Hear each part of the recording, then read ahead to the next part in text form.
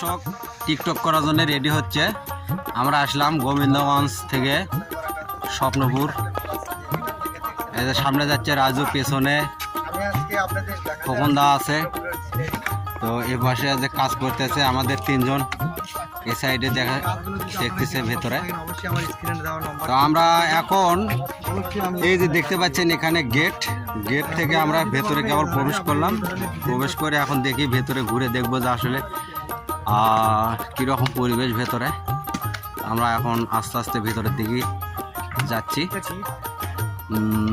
যদি ভিডিওটি ভালো লাগে অবশ্যই লাইক কমেন্ট শেয়ার করুন, আর আমাদের সাথেই থাকুন শেষ পর্যন্ত। স্বপ্নপুরের ফুল ভিডিওটি আপনাদেরকে দেখাবো। স্বপ্নপুরের ফুল ফিলিংসটি পেতে চাইলে আমাদের এই ভিডিওটি সম্পূর্ণ দেখতে হবে, না দেখলে বুঝতে পারবেন না যে স্বপ্নপুরের সিনারিগুলো। এখানে দেখতে পাচ্ছেন শাপলা ফুল, পুকুরের ভিতরে শাপলা ফুল দেখা যাচ্ছে, এবং ওই যে ওখানে একটি ফুল আছে, ওখানে গিয়ে ছেলে পেলে সেলফি উঠাইতেছে। আমরা আসলাম,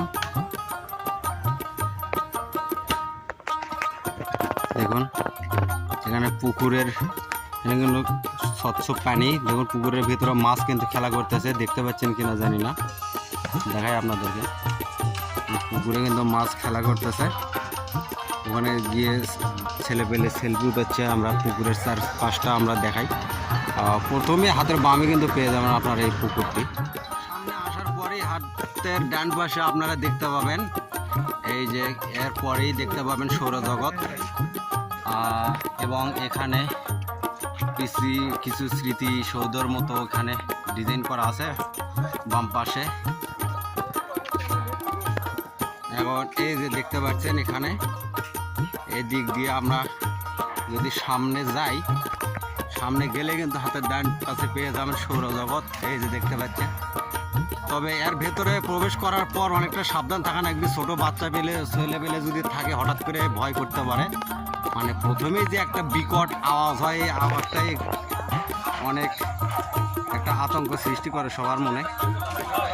তো এখন আমরা সামনের দিকে যাব।